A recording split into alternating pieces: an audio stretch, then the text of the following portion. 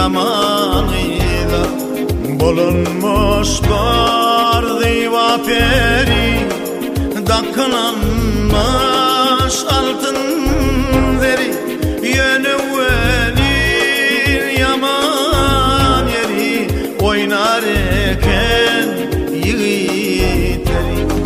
Sevgi bizim ümide kurulup koyulan sessiz kapan, ki varmakta ömür baki, şol kapana düşmez tıpan.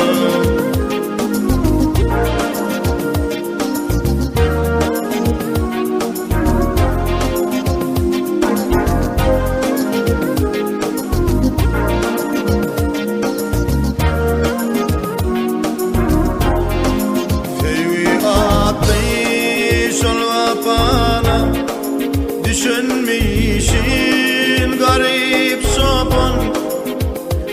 çoban çöküptü da yalvarılmaz cuvanıyla. Gellim göder seni deyip yüreğimden canan tüyüp, tek uyansan yatarım ben bozağımda başım oyup.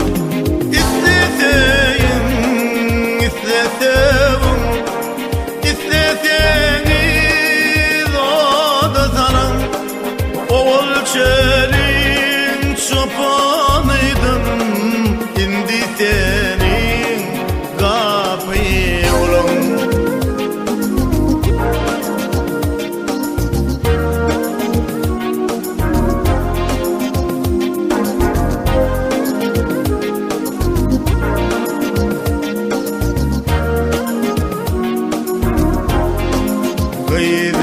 Gıydiyenmiş çoban senin, söyyenliğin çının bolsa, yüreğini silap görecek bir şertim var sana benim.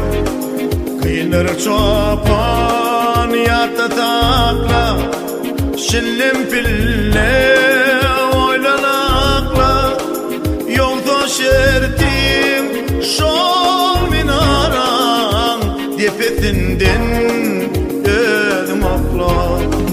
Ol minara bilemdeken şur depesi buldu yeter, gözü biler silap onu yılgırıptan garip çoban.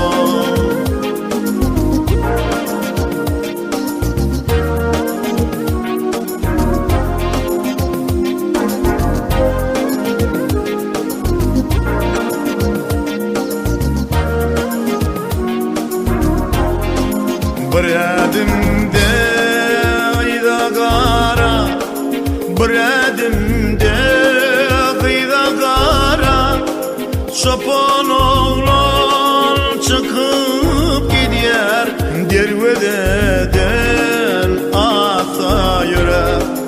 Begin yer kıyı tapanana, oynamanın şeritini, hani bar gör ne diyedip, iveriptir caratını. On caratı bir salamdan algap geliyer, solcap kaşlap ola geyiyem leş voluptur minaradan ödüm taşlar.